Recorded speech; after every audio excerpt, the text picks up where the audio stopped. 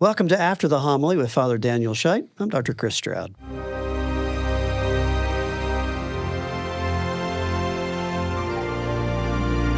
Have you ever had questions after the homily? I know I have all the time. Have you ever wished that you could sit down with a priest and talk about why you didn't talk about this or why you didn't talk about that, or go over your list of things that you felt like should have been but didn't quite make it in the homily? Well, this is the podcast for you. We cover everything from literature to politics, church teaching to church architecture. And it doesn't matter if you're a everyday, Christmas and Easter, or I can't exactly remember the last time I went to Mass Catholic. We're here, and we're here for you.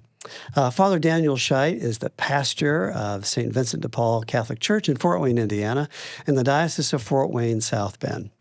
Father Dan is not with us today. If you watched the last episode, you know that he is on an extended holiday in Italy, and he spoke pretty extensively about restorative rest and the dignity of work and the importance of actually getting away to be better when we get back. So he is quite literally practicing what he was preaching, and he is away. And I'm joined by our two newest priests, Father Caleb and Father Zane. Gentlemen, welcome to After the Homily. Hi, Chris. Good to be here. Yeah, we're really happy to have you.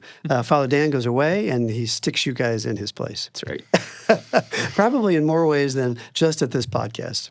This is true. Right. Yeah.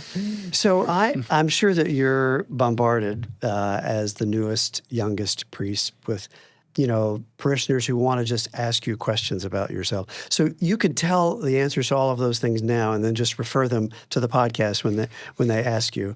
But I know people want to just sort of hear how you got where you are, probably as the first thing, because I think your journeys, any priest's journey, is probably a mystery to a lot of parishioners. So tell us, how did you end up not only sitting in these chairs, but where you are today? Mm-hmm. Okay. Caleb. Let's see. I'm always, when I ask questions like that, I usually clip it to like 30 seconds or go on for like 20 minutes. Right. So I'll try and aim in the middle somewhere. Born and raised, mom and dad, and one sister. My only fun fact I always share and say is I have a twin sister who is a professional ballerina. That's it. Done with interesting facts about Wow. But born and raised at St. Vincent de Paul Parish, baptized at Old Church before the new one was built. Oh. Yeah. You mean the school, the gym. What's the gym? Correct. Not the old church. No. Yeah, that's right. Went to grade school all through first or eighth grade before kindergarten. I was the kid who always wanted to be a priest. And all through grade school, like, I don't think I told many people, but I would, people, what do you want me to grow up? Like, in my head, like, I'm going to be a priest. That's what I think I'm going to do. Not to go into the whole vocation story, but from upbringing, just ran away from that in high school. Went to Bishop Dwenger High School, and I remember the first day walking through the doors thinking, no, like, not no, God, I refuse, but like, that was a childhood fantasy. Like, no, that's priesthood. No, I'm not going to do that. But, encountered the Lord, and I just, by His grace, powerful way in adoration when I was 16, and truly became a disciple that day. Went from just praying every now and then, and just Sunday Mass or prayers before meals to like, Lord, I want to know you, and just I met you, and I want to know you more. Praying every day and just asking the Lord, what do you want for my life? And through that time, just felt convicted. I'd go to seminary and went to seminary, and years later ordained a priest. Growing up, just had a beautiful childhood. I'm very blessed with a wonderful family, immediate and cousins and aunts and uncles. I had a wonderful upbringing. The Bishop Dwenger Cross Country program. I'm the fifth priest, I believe, from that program alone, which is insane. That's wild. I'm trying at the top of my head. Father Matt Coonan, Terry Coonan, I'm not sure if he did that. I think he did soccer instead, so I'm not sure about him. Father Logan Parrish, Father Sam Anderson. They're wrestlers mainly, but did that for training. Myself, Father Daniel Neeser before me. Wow, that's all I a can productive think of. athletic program. And I talked to the coach just a couple weeks ago, like, do you recognize how many have come through that? And he's like, yeah, I don't know what happened, but it's just a beautiful that's awesome thing. And Father Zane, your story, a little different. You're not from Fort Wayne. No, I'm not. I'm from Mishawaka, Indiana, and Yeah, I grew up there, born and raised. My parents still live in the same house that I grew up in, so I walk in, and all my memories, Wow. just kind of come flooding back when I'm home. But yeah, raised in a really good, Catholic family. I'm one of two children. I got an older brother. I went to Catholic grade school all growing up until 5th grade, and then I switched to public schools. Interesting. Yeah, and that was kind of a difficult transition for me, but I ended up having just a really great experience. And the Mishawaka public schools at that time, I think they still are, just really, really good. Mm. And I think it also kind of made me discover my faith and take ownership for it in a way that I never had before. Just kind of getting, I don't know, when the faith isn't right there at school, isn't not surrounded by it, really has to come down to this decision: like, am I going to really live this faith or not? For me, the big kind of conversion moment was when I was in 8th grade, and really preparing for my confirmation. We had a retreat that really changed my life, and just from there, getting really involved in the youth group, thinking about vocation, what the Lord wanted me to do. Didn't really think too much about the priesthood at that time, and had several like kind of dating experiences, some really, really good and some not so good, as it tends to happen. As most right? of us can That's say. kind of how it works. Usually, it only works out like one person. So, Yeah. had several experiences with that. I really thought that I'd be called to marriage, and to the point where actually, when I was in college, I dated this girl for about 3 years, got engaged, remarried. Oh my. Long story short, things didn't work out. So I went in after college, kind of, the summer after I graduated from college. I went to Ball State University. Summer after I graduated college, I was really thinking about like suddenly like, what does the Lord want me to do? And so from there, it was really like just going to adoration. Felt like the Lord really was laying on my heart this desire to be a priest in a way that I hadn't experienced before. So kind of didn't really know what to do with that at first, but at the end of the summer, kind of just felt like it wasn't going away and I needed to do something. So started talking to priests, went down and visited a seminary. That was a really big moment for me. And from there, just felt like the Lord kept opening those doors one by one till, suddenly I had an application in my hand. And Father Andrew Budzinski was the vocation director, and just the relationship with him was really important for me. Just kind of helped me pray, helped me, work through these different things with discernment. And he was a huge support for me. And then going forward, did two years of seminary here in the United States, and then Bishop had me go over to Rome to finish my theology. And I even had one extra year of studies in Rome as a priest before finally coming back and getting to do full-time ministry here. So as much as I love my time in Rome, it was so beautiful. Loved Italy, everything. I'm really, really happy to be home. Just so grateful to be back in a parish, doing the things that I really felt attracted to from the beginning, looking at like, okay, what's really like attracting my heart to being a priest? It's really living in a parish, like working with people, getting to know families, caring for them, celebrating the sacraments, all that good stuff. So, if you were thinking of your, cohorts, both of you sort of have this similar story, a wham moment as young men, adolescents, really. Is that a common story, or do you feel like that's an uncommon story? I think we're blessed that it is common. Really? In some ways. In this area, at this parish, at the youth group at St. Vincent, we're blessed. I would say many, many teens, like if you ask friends, like who here would say has like met the Lord? I think many hands would go up. We should do that someday. Just ask that question. Like, That's very good. That's not what the topic tonight, but we wanted to know. Okay, moving on. Well, and I think it's also true that if you go to seminaries like in the United States and the North American College in Rome, where I was, like, and I mean, there's less seminarians now than there would have been at another time earlier in the church's life. But I think if you just ask every single one of those guys, like every single one of them would tell you that they're there because they felt this personal conviction. They had this moment of encounter with the Lord that really caused them to desire to think about the priesthood, something that led them to really want to give their lives totally to Jesus in a particular way and in this way of being a priest. And I think it's a really good thing. There might be less seminarians now than there were in previous eras of the church's life, but the purity of heart, the purity of intention, the conviction that those guys feel, I think is so good. It's really, really powerful to see. Just like all these guys are really here because they want to lay down their lives. That's for amazing to Jesus, hear. How common is it? You mentioned Father Andrew, and I remember hearing his story, which was not your story. He was a leprechaun at one time. Right. I was never a Who leprechaun. could say I was that? Yeah. He wandered around for quite some time, I think. Sure. How common is that approach? Maybe even another career, and then have this moment as an adult where you think, no, actually, I'm going to be a priest. Did you have cohorts that were living that as well? Sure. Yeah, most definitely.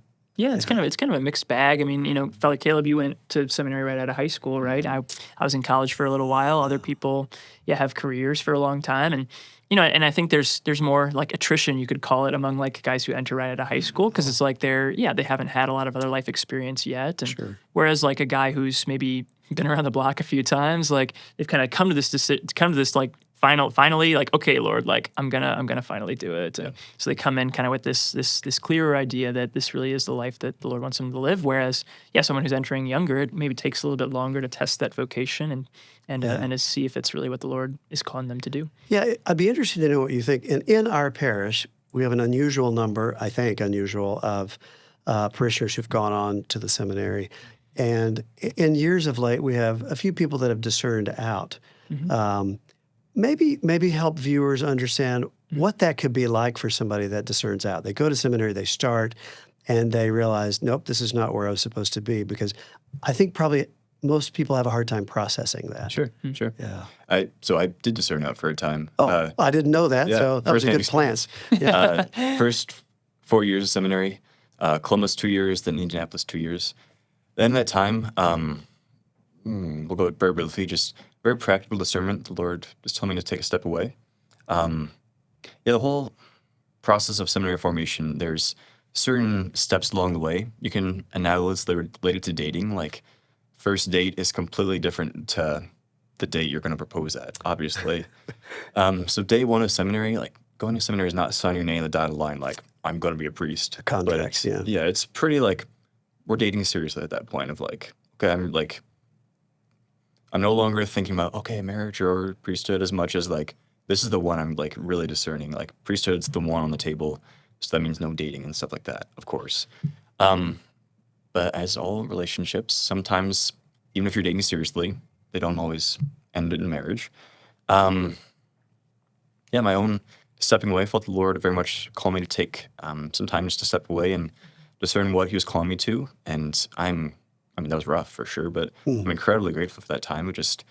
The call became very solid and the Lord was very like firm in his call towards priesthood and that. Is there pressure on someone to not do that, or perceived or otherwise? There can be perceived otherwise. Yeah. I was very blessed to have a lot of support from my family. My time back at Vincent's during that time was not pressure, but there was some awkwardness to it of just There had to be. people relating to me as like, Yeah. you were a seminarian and now you're not, and they're like, how do we relate to you? I get it, and I was more sparse for that year or so at the parish, and intentionally. But it's a normal thing. Please God, during that time, the Lord will let you know, and if He's calling you, like that was the time I asked you, great, move on. But please God, like if He is calling you to the priesthood and He's made that clear, answer yes to the call.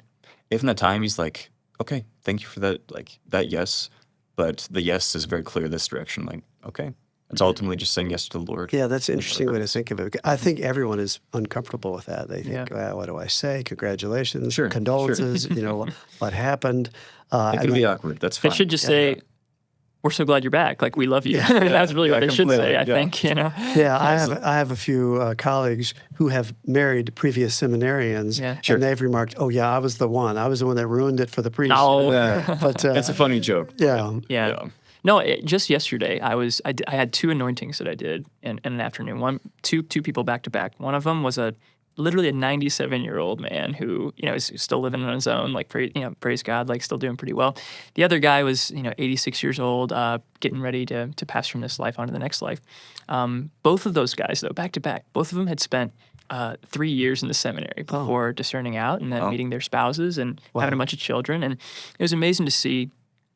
So the second guy that I anointed, coming to the end there, and he had 2 of his sons there taking care of him, and we were talking about this guy's time in seminary beforehand, and the 2 sons were like, well, we're really glad that he discerned out because we wouldn't be here, So very grateful. But just to marvel at the way that the Lord used that time in seminary. I mean, this is a really faithful man who raised his kids solidly in the faith. Like in that time that man spent in priestly formation and discerning, seminary, like whether he's called to be a priest, certainly it really equipped him to become the father that he became for those two boys, and he has a couple other children as well. And just the graces that the Lord bestowed upon him during that time of formation, gave him what he needed to become the husband and father that he became. So I think that's what I would say to people too. Like, to really trust that, whatever time you spend, like looking, coming and seeing if this is really what the Lord wants you to do, it's going to be valuable just to grow in intimacy with the Lord and trust in His providence and His goodness. It's interesting. I think Father Dan talked about this a little bit when we did last year during Catholic Education Week. But he was talking about, and as a parent, I can echo the system, if you will, sort of looks to a 17, 18-year-old high school junior, senior, and says, what do you want to do the rest of your life? Where are you going to go to college? What are you going to study? What are you going to major in? What's your job going to be 4 years later? Which is kind of ridiculous, really, if you think about it. I certainly changed my mind a couple of times, but there is a lot of pressure on high school kids to sort of know. And if you don't know, I'm sure they feel lost. And I'm sure it's not an exception for people that are really discerning the priesthood. That can be really stressful. I find myself like falling into that same kind of, you talking to high school, we do a lot of youth ministry, Father Caleb and I now at the parish, and I find myself like doing that, like talking to high school kids and pretty quickly going to, so what are you thinking about for college? Like, what do you think you want to do with your career? And I have to kind of rebuke myself and say, you know what? Just let them be a high school kid. Like, let them like just be growing in their relationship with the Lord, and not feel that pressure, not add any more pressure than they already feel. Right? When I'm like talking to students, I say, if somebody asks you what you're going to do, say, I'm going to go get a great education, and then maybe they'll leave you alone and not quiz you on, do you want to be an accountant or something else? Right. But that should be the goal. But I think it's really challenging. Yeah. I mean, speaking of education, now forgive me, viewers, if any of you are Ball State alum. Ball State, chirp, chirp. For all you Ball State viewers out there, that's good. I mean, in fairness, Ball State is known for a lot of things. Producing priest is probably not on the list. Oh, well, you might be surprised for this. I mean, I know. So I was at Ball State, and this is before I was really thinking about the seminary. And I'll never forget, I was my roommate who I was living in the same house with him. So it was me and my roommate Dan, and then we had three other guys living in the house. One other student at Ball State, and then 2 Focus missionaries. So if you've never heard of like Focus, they're this great organization, Fellowship of Catholic University Students. They send these Catholic missionaries to college campuses, often secular college campuses, just to be there, to encounter students, to meet them, to form Bible studies, and really like accompany them spiritually and kind of propose the gospel to them. So these Focus missionaries have been ministering at Ball State for a number of years at this point, and I was really blessed to just come in there and like find this robust Catholic community that was really like focused on evangelizing, like growing in our faith and sharing our faith. Well, anyway, me and my roommate Dan, we're living in this house with the missionaries. Neither of us at the time were thinking about the priesthood. Wow. And come to find out, like a year after we graduate, we're coming back to Ball State, to Muncie, Indiana for a wedding. It was actually the wedding of our campus minister and one of our good buddies, Alex.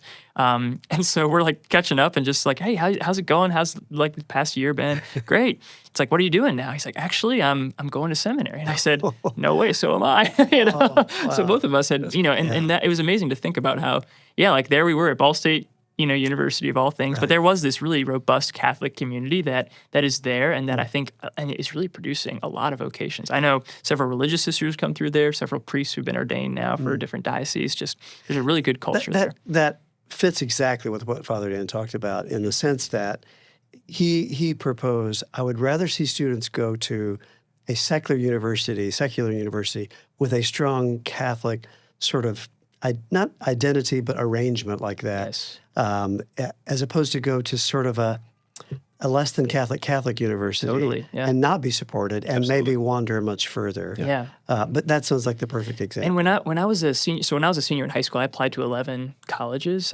which is way too many. I wouldn't recommend you apply to 11 colleges. That's a lot of writing.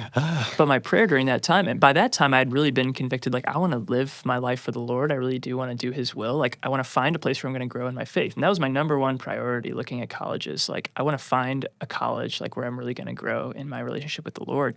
So I applied to, you name it, several of these Catholic universities, and expecting to find, hopefully like a good community like I had in my high school youth group. And I just did not find it at any of those places. And so I was like looking around, and I was surprised to discover that Ball State University had the most robust Catholic community that I had found of anywhere else. Like I was specifically looking for that, and I found it at Ball State, which of course like is known for other things too, and whatever. But really that's why I ended up going there, was because it was the place where I felt like I was going to grow the most. And in my faith. You could tell that when you went to visit. Yeah. Yeah, I mean, this is not an advertisement for Purdue, but Father Dan said the same thing about Purdue, and I've heard other Purdue grads say They met their spouse there. It was a very Catholic. It was a very welcoming environment in the midst of a huge, population that was secular. But One of that's our pretty seminaries interesting. says it's the biggest Newman Center in Indiana. Wow. I don't know if it's true or not, but he says Probably is, yeah. But Father Caleb, your college experience different from that. Sure. Yeah, shed some light on that. Yeah. So the first college seminary I went to, so right out of high school, went to seminary, and the first one was about 180 seminarians living in 2 buildings. So only guys, very, very different. Yeah. Yeah, don't want to get too much into that, but that was a very unique situation of just 18 to 20 years old, only around men, and just very much, it was more of a monastic, that's a little strong, that's too strong. Yeah. Yeah, a little more secluded in Columbus, just that, I would imagine. which had some blessings, had some cons too, of course, but the 3rd and 4th year of college seminary was at a university down in Indianapolis. I'll be frank, the university was one of those that was not great, was nominally Catholic, but was quite lackluster. They've come a long way, actually, since my time there, which has been beautiful to see. They're very much trying to grow in their Catholic identity intentionally, which has been wonderful. But to experience very much what we were saying, just man, this singing's Catholic, but it's really not that much. Wow. Except the seminary there, Simon Brute, wonderful. Oh my gosh. We had about roughly 40 men, ages 18 to 26, I think was the oldest, working their undergrads, but that was basically less monastic. It was a house we lived in, and then we'd go to the university for classes, kind of more traditional undergrad style. Yeah. But we lived with 3 priests, and a couple priests would come in and help every now and then. Some of the best priests I've met in my life. Some of the best preachers. Oh my gosh, they were incredible. One was just sitting down with Dad and just having a story time with him. The other was just listening to the old grandpa. He was an abbot for a time, just a wise man. And one was just slam poetry. Just incredible preachers and just good men. And we had classes and such, but their main priority was just human formation. At that age, just we need to grow, just learn how to relate to people, how to just grow in who we are as men and our identity and relate to the Lord. It's just emphasis on human, then spiritual. And intellectual is there too, but it's just a little more where you are now, we really need to focus and have a good foundation, which is an immense blessing to have that. Yeah. I mean, we're into the fall. It will be college discussion time if it isn't already for families. Sure. That's true, yeah. I guess behind to some degree for juniors that are thinking, but it seems you could debate, and I've heard this debated. Is it better to go to a very secular environment because it's going to test my faith and I'm going to grow and I'm going to evangelize, I'm going to be a beacon? The other person would say, no, you're going to be tested in ways that you're not ready for. Go to a safe environment where you can grow more. How do you sort of reconcile those two challenges, or is there an answer? I think it's a really good question, and I think it's a very personal decision too, and you gotta definitely look at be real with yourself, realistic with yourself, with Are you myself. ready for that challenge? Okay, am I ready for that? Yeah, for that kind of environment that's going to challenge me, because frankly, as much of a dynamic Catholic community I found at Ball State, if I wasn't looking for that, if I wasn't seeking out the Newman Center, it might have been different. I don't know if I would have really encountered people that really would have brought me in and caused me to keep growing in my faith, or if I would have just, really stopped, just kind of slowly faded away from the practice of my faith. And I do know several people that I went to that I was in high school youth group with who were really on fire Catholics who sadly, go to college and just slowly drift away, right? So you have to. I think the most important thing really is to go in being honest with yourself. Am I ready?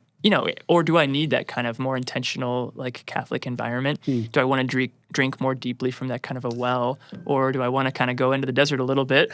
So am I going to be a desert monk, or am I going to be someone who's really needing a little bit more stability in that kind of Catholic environment? I will say I think it really did form me in a mature way. My faith really matured in that environment where it was being tested by some of my peers at the university or whatever, and having to seek it out on my own. That really did sharpen a lot of that, and deepen a lot of that commitment that I had in my faith. The other thing it taught me is that, really sharing my faith, actually sharing my faith with people, that has to be a normal part of my life as a Catholic. Oh, right. And it's not just kind of like a Catholic club. It really is like the church is like missionary, like going out and proposing the gospel in the context of my relationships and being a real human being. Yeah. But that there is that battle that's out there, and I have to jump in and become part of it. Yeah, I mean, as a parent, your bias typically as a parent is, I want to keep you in the bubble. Stay close in the bubble. I want you to be safe, safe, safe, safe, safe until you're ready. And then depending on the nature of the student, they're going to say, well, I'm ready now, or how will I know when I'm ready? But I know parents, we struggle with that because the statistics are not good. No. I mean, it's not good after confirmation, but let alone if they've remained faithful Catholics through high school, there's a high risk that's coming with going to college. Students are away from home for the first time. The temptations are there.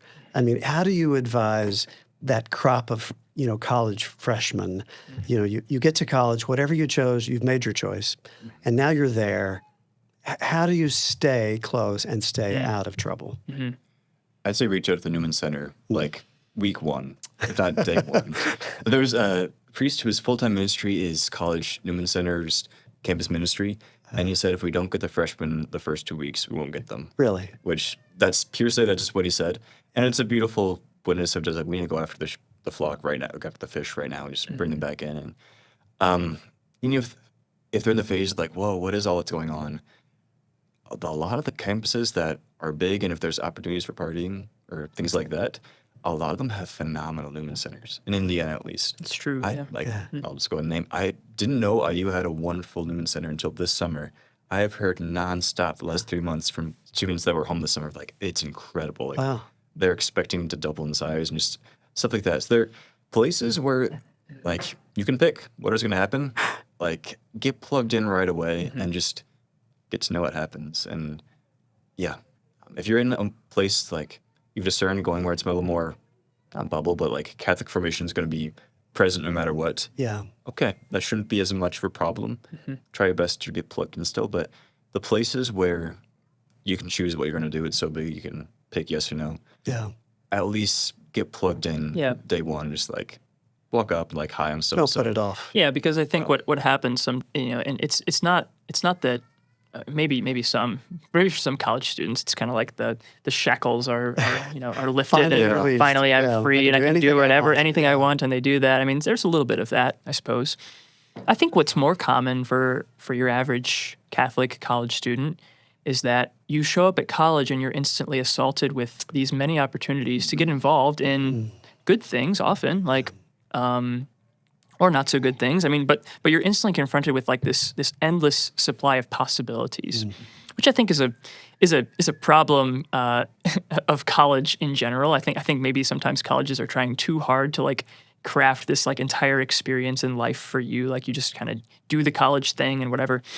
There's like, it's too much, frankly. And that's why it's so expensive partly, right? Because they have to employ people to do all these events and things.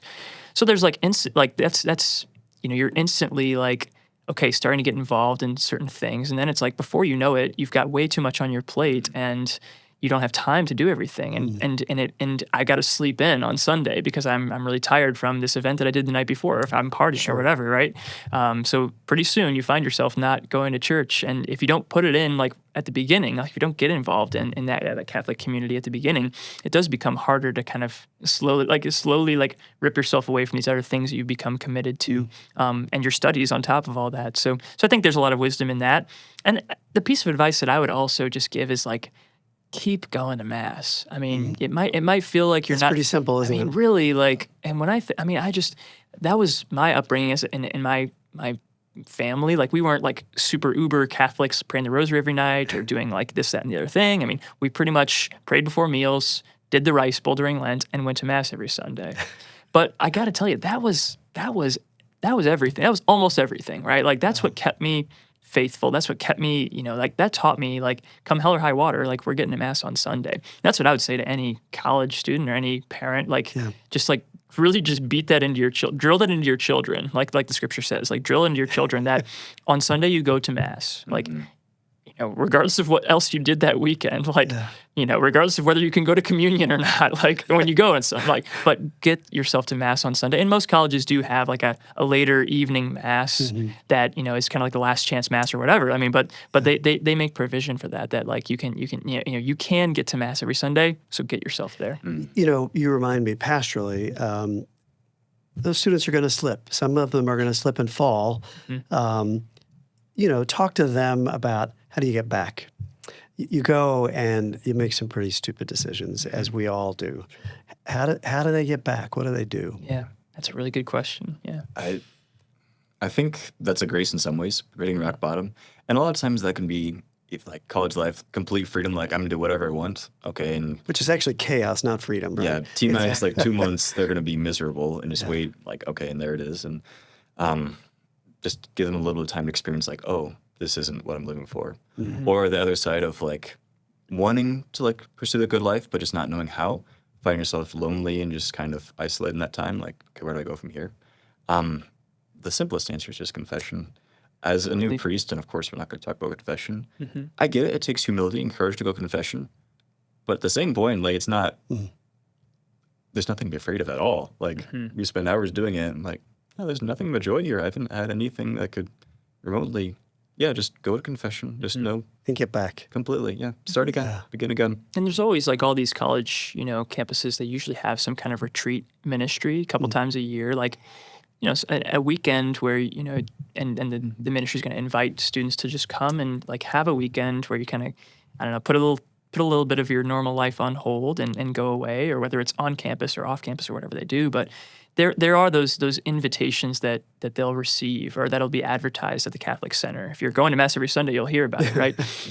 So go to Mass every Sunday, and then if you hear of this retreat coming up and you feel like, oh man, I'm really, I just feel like I've totally like abandoned my faith. Like, okay, maybe that's the Lord inviting you. Like, okay, this retreat's coming up. It's like Awakening retreat. I know that. I think Purdue maybe does Boiler Awakening, or at Ball State we always did Koinonia. That was like the name of our retreat ministry. You go on it, and it's like it's that opportunity to get back, right? Like that opportunity to kind of say, okay, like I know I've been living a certain way, like right, but I think I want to like get back to my faith, and they provide those opportunities to go on those retreats and get back. But to your point, confession. I mean, honestly, I think sometimes people feel like, and I think about some of my own family members, right, who aren't regular Mass going Catholics or aren't regularly practicing their faith, and maybe they have some intellectual hangups. They don't agree with certain teachings of the church, whatever it might be, and they haven't been to Mass in years. It feels like they're impossibly far away from the Lord and from the church, when in reality, all they are, like, you go to confession, and like you're back. 10 minutes later, boom, you're right. Like you're that close actually to like being back reconciled to the Lord. I mean, how many, I mean, I don't know if I've had a couple, anointings that I've done with people who are dying, and it's like they haven't been to church in years and years and years. And then all of a sudden at the end, it's like they want to come home, and it's like you go and you hear their confession, you give them anointing the sick, you give them the Eucharist, bam, they're back. They're that close. Why is confession so hard to get people to do? I'll bet if we could poll, we would find no one ever went and felt worse afterwards. 100% of people feel better afterwards. Yeah. And everybody tells you that. So why then is it hard to go? It's harder than going to the gym, and people hate going to the gym. It's true, yeah. Why? What is it about our makeup that makes it so challenging? Yeah, I think there's a lie that we tell ourselves, or that comes from the enemy, that says, oh, like I'll get around to it sometime. Yeah. Sometime never comes. I think that's part of it, that it's like, I'll get there eventually. I'll get there eventually, and the time is now. Like, and that's kind of like that's the great prophetic. When we hear it at the beginning of Lent, it's like now is the acceptable time. Like now is the day of salvation. Like, come back. So I think there's part of that is just like this thinking that I can kind of delay it or put it off until later, and later never comes, and that's just kind of a normal human weakness, or it could be, kind of a lie from the evil one that you've got time, like, to get your life in order. And when the reality is, like, you don't actually have to have your life in order. That's the whole point of, like, going to confession. It's like, it's for people whose lives are disordered so that they can, begin that process of conversion again. But I think that's part of it. I mean, the shame that's there, like, I don't want to talk about this thing because I just feel like it's like I'm too embarrassed by it. Like, all these obstacles, they're all lies from the evil one, though, ultimately. Just what a great tool, though, to try to convince you that your particular sin is so egregious that you're too far away. You can't get back. That it doesn't count for you. Yeah. That's a great tool. You know, if I were going to try to keep people away, that's what I would use. Yeah. Yeah, and I think sometimes it's also just like, thinking that, like, I don't know, like no one else struggles with these things the way that I do, when in reality, Isolation. like, so yeah, just feeling like you're isolated, and it's just not true that like you're in the same boat as so many other people. And if you like, if you just like go to confession and tell the priest like these sins, you'd probably hear like, or the priest is probably thinking like, yeah, I've heard that before. Like this person is not the only one in the universe who's struggling with this. I know certainly in my own confession life, I've wanted to say, wait a second, Father, I don't think you heard me. And when in reality, I know he did. But to your point, that you're not any different than anybody else. Yeah. So true. Which is such a great feeling, but boy, is it hard to do. Push-ups are a lot easier than and then going to confession at times. Yeah. going to confession. It truthfully is a small step, like, but the amount of like distance it crosses in God's grace, like, you can be a whole life of sin in one confession, like here we go, heaven's open to you. But it's truthfully not a big step to, I mean, a 10-minute line, hopefully. Penance usually takes 5 minutes at most, if not one, and like, it's just come back and the Lord has mercy. And I remember like as a brand new priest, the first time that I like heard confessions, I was actually on a retreat, and it was like the first time I actually had said the words of absolution and done the blessing and actually like forgiven someone of their sins. And the person, so it's like that happened. The person came in. I was so nervous. Like the person confessed, like said their sins or whatever. I said something that I can't even remember. It probably was maybe like 2 coherent thoughts strung together, if that. And then and then I said the words of absolution and blessed them, and they were gone. And I just thought to myself, that's it? That's that easy? I was like, I was almost scandalized by how easy it is to actually like reconcile sinners to God, because the Lord has made it that easy. He's been so abundant in his generosity that he's like, all it actually takes is for this person to be sorry for their sins, come in, admit it, like tell their sins, like I say this little prayer, I wave my hand in a certain way, and that person is reconciled to God. And it has to be, I would argue, it has to be real. It can't be fake, because it makes you feel too good. If it were fake, it wouldn't make you feel that good. For those who have been away, gosh, just come back, because as hard as it is, you always feel better. But everyone has had their first job after college, whether you're an engineer or a physician or anything else. And I know people wonder when they look at you, what's it like in your job? So you're not going to conferences or putting together engineering plans. You're doing the sacraments, you might say. What's that like? Baptisms, funerals, weddings, confirmations. What is that like? Give listeners a sense of what that's like. Go, Father Caleb. I don't know. I'm gonna respond by quoting Father Zane. You said when you're first a newly ordained priest, and people ask you like, "What's it like being a priest? What's it doing it?" Your response was just Jesus. It's like Jesus. It's just I don't know. I mean, all these things you're doing, the sacraments. It's just Jesus doing things, right? Like healing people of their sins, like giving him his own life in the Eucharist, like, giving spiritual birth to new children. And it's just like, and I just get to be the guy that's there as Jesus is doing all these things. I mean, it's that, like, my one word answer would be, it's just, what does it feel like? It feels like Jesus. It feels like, Jesus doing his work and getting like a front row seat to all of that, just beautiful. I mean, funny story about you, Father Caleb, not to embarrass you, but I remember, seeing you as a deacon at St. Vincent's and sort of seeing you up until maybe just before you were ordained. And then a week maybe goes by, and I went to a daily, and I heard you speak, and then I went to a daily mass right after, you had been ordained. And I thought, am I imagining this, or does he look different? I thought your appearance was different. I thought your voice sounded I different. lost that much hair in that short span. I'd like to tell you that stops, but you're looking at the wrong guy. But I honestly felt like you had a different appearance. Do you think? Did you feel differently? Yes and no. In a lot of ways, it was just no. Like, so I'm still Caleb. Like, obviously, we're human, of course. Right. Like, no difference. My first 8:15 morning mass at St. Vincent's. My routine when I was like in college years would we go and pray in that chapel beforehand, then go into the vestry, get ready, put on that cassock and surplice, go serve mass. And that morning, I think that was my first day in the job was that Tuesday.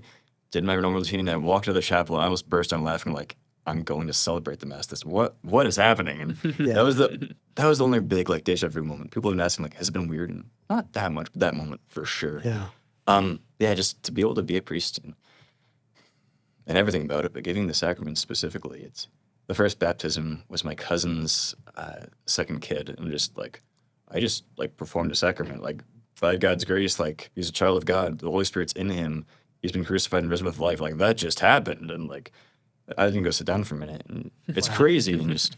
But both of you are saying to a degree or another, it really had very little to do with you, that you were just a vector, for goodness, which is pretty amazing. I mean, I distinctly remember the first time after, medical education and being in an environment and someone said something along the lines of, we need a doctor in room 3. And I thought, well, I'll go try to find you one, not realizing they were talking to me. I felt like I'm woefully underprepared for this, but at the same time excited to be there, which I think everyone shares that when you've prepared for something a long time and then suddenly you arrive. Yeah. But, you mentioned I'm still Caleb. I've heard other priests say that there's a bizarre thing that happens that sort of the old person is replaced by the new person when you're a priest. That, Caleb or Zane playing basketball or having a beer with buddies, you're not that person again. You still can do those things, but yet you're not that person again. Make viewers understand that feeling. Is that real? Is that not real? What is that like? I'll take the sacraments that's what we got right now. You want to take the natural one? Go for it. I guess in the place of getting the sacraments, offering mass in many ways, but here in confession too, it's just been a beautiful, you're in the person of Christ, that by ordination, our souls have been configured to Christ. We have a mark on our souls that we get to stand in the person of Jesus, which is insanely humbling, especially when we're just like, well, that was very human. But that the Lord actually takes over in a lot of ways. It's some beautiful, there's moments of confession. Not that I had some pretty good words. No, there are moments where just I don't remember the last 10 minutes as much as the Lord was just kind of doing his thing. I don't remember what just happened. Or in Mass, you kind of you get lost in Jesus. Father Zane said, Jesus. And the moments when you just kind of get lost in Jesus doing his thing have been incredible. So the grace to keep getting lost in him doing that's powerful. Yeah, and on my best days, I remember that, and on my worst days, I think that it all depends on me, right? Like on my best days, I remember that this really is all, like you're saying, this is all just Jesus's work, and I tell people sometimes it's God's world, and I'm just living in it. That's really that's it, right? But on my worst days, it's I worry because I forget, and I feel I have to do everything. I have to be everything to this person. I've got to give this person I have to solve the impossible problem that only Father Zane can solve, right? And that's a Father Craig Borchardt line, by the way. He always he says it all the time. But it's not true. What's actually true is that it is Jesus. It's all his work, and especially as a priest, it's I am just my job really is just to point to him, to point to the Lord present in our midst, doing healing, everything that you need, he's actually the one providing for. But then when it comes to my friendships and relationships with people who knew me before I was Father Zane, right? Which are still many, right? It is this tricky balance of there's certain people who you really just can't. I can't really be Father Zane to my brother or my parents, right? Because they changed my diapers, right? Your brother still wants to beat you up. Or, my brother still is going to give me noogies and stuff like that, whatever. Still, maybe not now, but no, there's just certain people who and I remember my family the day of my ordination, and they were over at our house, and we had a little party or whatever, and they were just so we call you Father Zane now? I'm just call me Zane. You're my aunt.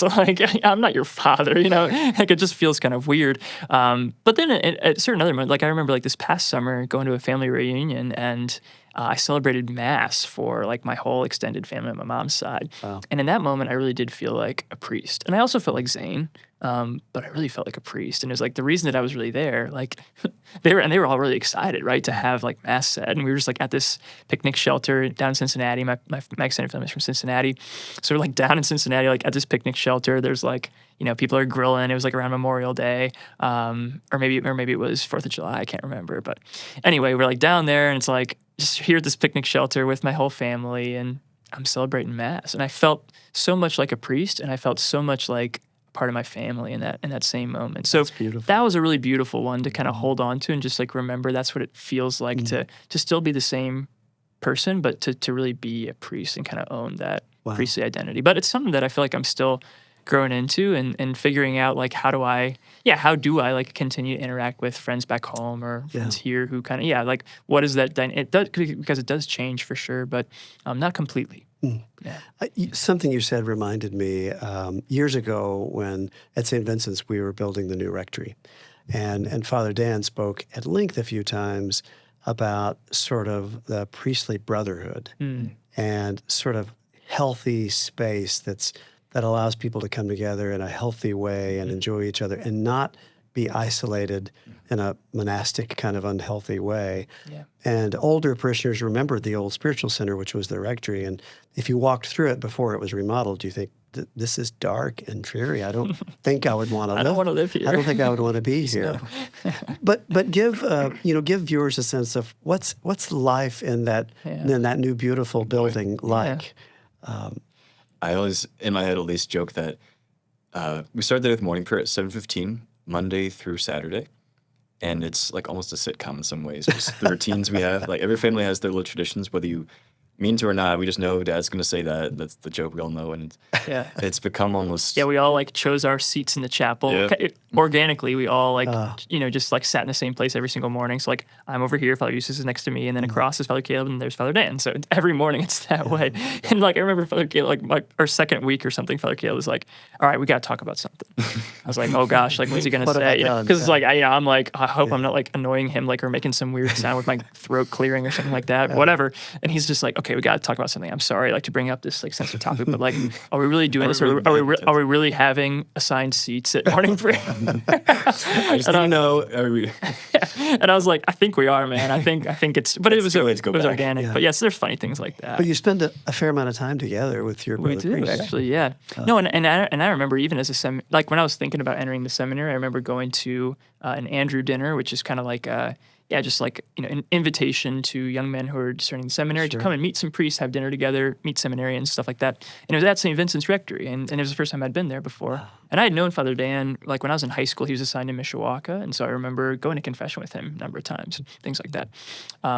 But like I remember walking in there, and Father Dan kind of gave us all a tour of the rectory, which is always a good time, just to hear Father Dan speak about like why certain artwork is on the walls and why things are the way they are, because everything has a purpose there. Nothing is by accident. I don't think anyone's shocked to hear this. No, it's meticulous. It's meticulous. It's beautiful. It's meticulous. Right. It's beautiful. But I remember the way he introduced the rectory to all of us who were there for the Andrew dinner is he says, "This house has been built and designed for holy, happy, healthy, priestly living." Wow. And I was just like, that's everything that I want, thinking about like, I want to be a happy, holy, healthy priest. And I think now, maybe we can talk about this more too, that now that like with this most recent batch of assignments, now Father Caleb and I kind of coming in new at St. Vincent's and Father Eustace, who's only been here for just, like a year and a half or something like that, not very long. There kind of was this opportunity to rethink a little bit more, like, what is the common life in the rectory like? And we've actually had quite a little bit of a change in that. Yeah, so we pray every day together morning prayer, but then the evening time, we have evening prayer. The church's evening prayer at 5:45 p.m., followed by dinner, 6 to 6:45. Mm-hmm. It's been so good. That's Tuesday through Thursday, we do that in the evening time. Mm-hmm. And we just have time, the four of us, the Dan, Father Eustace, Father Zane, and myself, just be together and be brothers and be family. And it's been beautiful how that has been the thing Father Dan has been firm on. Yeah. Like he's schedule-wise, right? Like he trusts us immensely. He's been so kind, and he's not disciplined, but it's like we're not budging on that. Yeah. With the exceptions of like Bishop asked me to be here, like, okay, if like bishop saying it, fine. But Yeah. if there's some random group ask for such and such, like some other time, but during that time, no, That's like protected. Yeah. just dinner with the brothers. Yeah. I just have to imagine, well, I think we have to know that not young priests all over the country, all over the world have that No. ability. It's true. Yeah. And I wonder, blessed. how do you leave that and go somewhere else? But I guess you leave so prepared.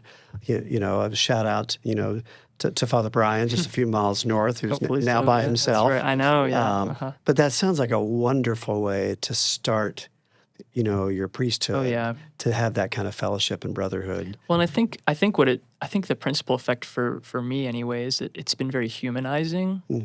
So it makes me feel more human to have that to look forward to every Tuesday, Wednesday, Thursday, right? So family dinner. I mean, and that's what we're really like recommending. Like I would say, like and we're doing marriage prep, and as we're accompanying Have families, family I think dinners. we are really trying to encourage, like, have family dinner, like get around the dinner table and just spend that quality time together. So it's kind of ironic to do that when you're not doing it yourself, right? Sure. But now we're doing it ourselves. It's actually something that we do 3 times a week. We're around the dinner table just to do nothing else other than enjoy a meal and each other's company. And I can't tell you how humanizing that's been for me personally, but also like in my ability to relate to other people, families. We take marriage prep couples through the rectory and give them a little tour to talk a little bit about, forming a Catholic home, like really like bringing your faith into the home and like being intentional about like how are we actually living our home life. And to be able to like bring them into the living room and just say, yeah, this is where we pray every evening. We pray evening prayer. Like, and that's the table where we sit there and like have dinner together. Wow. Like, 3 times a week. Just to be able to tell them that is just kind of like, wow, like these guys are really living what they're saying. They're actually like real human beings who eat dinner, and like, I don't know, wash dishes, right? Yeah, like cook. And it's like, oh, that's awesome. I mean, right? along those lines too, living with other people is not easy.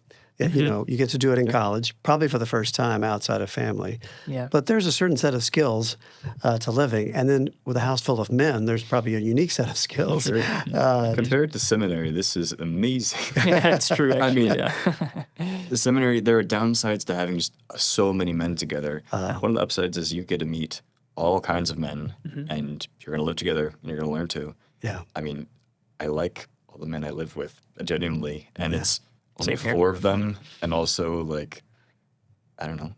If we have, tune in next time after Father Zane's and I have a huge debacle. I don't think it's coming. Yeah, Stay tuned. Yeah. We're also pretty. No, going and I think that's all actually for us. that's been a particular grace from God that I think that I feel like I've received just in my short months at St. Vincent so far is to really have 3 other priests who I really do enjoy and really do admire and wants to be like in certain way. Like there's certain virtues that Father Caleb has that I'm like, yeah, like his ability to kind of like get to the deep stuff in a conversation with someone. I've never met someone who's just like bold enough to kind of like make those questions right. And it's like, oh man, it would take me a long time to warm up to something like that. But man, Father Caleb's just ready to go. And of course, like just Father Dan, like his unique. He's one of the most unique people that I've ever met. And so You said that like 2 days ago? Recently, and I remember like, I've never yeah, thought like that, but just yeah, like who that's else is very like true. Father Dan? And it's cool. So it's like, but it's been interesting too because you're learning like, okay, I really admire that quality in him, but I can't be like him. Like there's certain things it's like, and I would do certain things differently than he does. So to be able to just see that, to admire, to appreciate, without feeling that pressure to assimilate. Oh, That's yeah, really radical difference. That's really like that's very, or imitate, right? Because I can't be like a little Father Dan shite. I got to be like Father Zane, Yeah. And so but I feel like my relationship with him and my relationship with Father Caleb and Father Eustace, like those relationships are actually like forming me to be more myself, to become more the person and the priest that God is calling me to be. And I think these years, however long, like we get to live at St. Vincent's and live in community like that and have that intentional community life.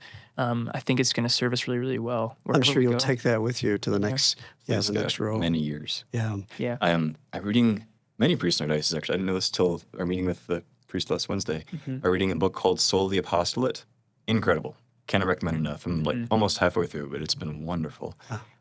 There's a quote by St. Bernard saying, we shouldn't be channels, we should be reservoirs. That we should be like, not just from the Lord to others, but actually like overflowing, and from that, just filling other people. And just the need, first of all, to be with the Lord, and from that, bear all the fruit for others, and that to be constantly going to the Lord so he can fill us up to overflow, and not just, there's some days my worst in priesthood, like, oh, Lord, like, you got to be something I'm scraping. And I think it's okay to be there sometimes, but it should be like going to the Lord with such frequency and intensity, like, you got to, like, fill me to overflow. From the, first of all, with the Lord, but also with brothers, too. Like, if it were just, it's sad and frequent that many of our brothers find themselves, like, scraping to get by with just natural good relationships. Just, like, maybe they're 2 hours away from the nearest parish and their nearest priest. That's a reality. Other realities might be in place, but we're blessed to have, like, We are. prayer together, have dinner together, just, like, life together. And that, God willing, will overflow. And with a lot of things like the school, the youth group especially, just we're kind of both there, which is, I think, a special blessing. Just both of us there, but also it is really cool, actually. my experience with the youth group when I was in high school, like, the games, fine, like, they were fun. My favorite thing was just being guided in the spiritual life, of course, but also just the core team. Like, they're actually friends, and, like, as a 16, 17-year-old, I get to, like, enter into the 25-year-old guys hanging out together. Like, could I be part of that friendship? Like, yeah, let's have fun again. Like, this is awesome. And hopefully between us and the whole core team. Oh yeah, like, just I think it's there. I think they notice. I think they see it, and it is a blessing. It's a source of strength for you and I, and for them. And Now, Father Caleb, you're chaplain at Bishop Dwenger High School. And you're a graduate from Bishop Dwenger High School. What's that like? I saw you at my daughter's soccer game. I saw you praying. I saw you praying with the women on the field. It was really quite moving to see that. Yeah. But that must be a unique experience for you to get to go be chaplain at a place where you were once a student. Yeah, absolute joy. Gosh, Father Bobby, Chris, the other one, we take, frankly, it's just hard to be there as often as we would like to. Sure. We would love to be present more, but it's just, Yeah. we're trying our best just to be everywhere. But, like, that soccer game, I showed up, like, past halfway through the game, which is like, oh, I hate that, but here we go. Well, we were able to give that night, but it's been a joy just, be with the teens. My favorite thing so far has just been, they are so good about going to confession. They are so humble and just courageous, and, like, I'm going to be close to the Lord, and I need to go, so I'm going to go, and they just do it, which has been, like, we're off in confession, most of the time it's full. As long as you remember to put on the announcements so they know it's there, like, they'll come, which has been beautiful. That's pretty interesting because it would be easy to get a little down on the world, that it's broken and we're in trouble, and yet you're talking about teens filling up confession. So maybe it's not so broken. That's been a lot. That's a lot of signs of hope out there. Yeah. More than people realize. Yeah. Well, I see both of you attacked by the church ladies every Sunday, my mother being among them, which I know is part of your job. But I also know viewers and listeners wonder, or they'll say to themselves, I want to do something for the priest. What's something people could do for the priest? What is something they can do? And before you answer, I had a priestly friend say one time, if you want to do something nice for me, show up. Come to Vincent Fest, come to this activity, come to that activity. Of course, you're coming to Mass, but just show up. But with that intro, what is something parishioners could do for you? Pray for us, please. Prayer's a big one. Yeah. Yeah.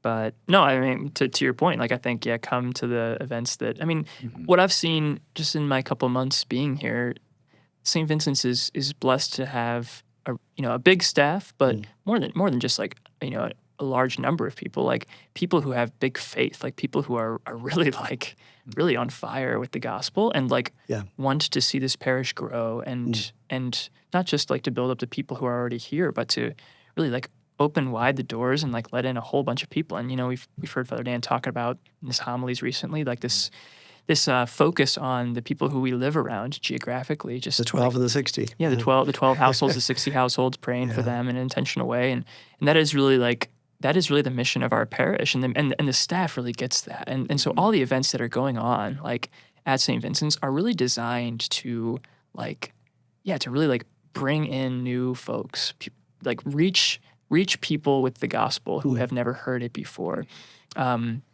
And it's moving more and more that way, and I guess that would be maybe the thing that you could do for me to make me really happy is, like, bring someone to church who's never been to church before. Like no, there's a bring them challenge. to experience like the goodness that's there at our parish. Like introduce them to other people you know from the parish. Like keep expanding this family that we have, because that's really the desire of the Lord. He says, I mean, it's going to be in the gospel this weekend. Like the harvest is abundant, but the laborers are few.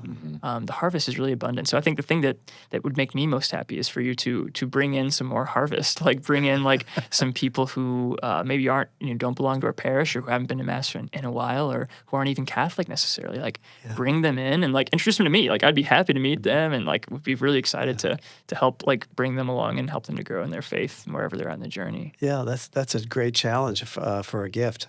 And someone hearing that might think, okay, but like, what can we do for you? And no, like, That is for sure, you. find other things, but that truly is an absolute gift. Yeah. Yeah. Please, we're on mission together. Let's go. Let's do this together. Yeah, I think you need only so many chocolate chip cookies. This is true. Yeah. Although I do like chocolate. Oh, they are good. I mean, come on. I do have a pretty bad sweet tooth, I must say. And I can't really turn down. Like, anyway, now. Someone gave me like a chocolate bar the other day, and I just can't imagine. I can't tell you. Like, it just filled me with joy. I was like, wow, this person really cares about me. It brought me chocolate. I was like, wow. Yeah. So You may be overwhelmed with chocolate. Yeah. because of that stuff. I hope not. But Wow, that's amazing. Well, any closing thoughts for viewers as we sort of exit the episode that is all things Father Zane and Father Caleb? It's been an absolute joy to get to be priest at St. Vincent's so far. Be patient with us. We're very, very grateful, very honored, humbled. I'm just very, very blessed to be here also, but just also in the future, just having this as a foundation to our priesthood and just serving.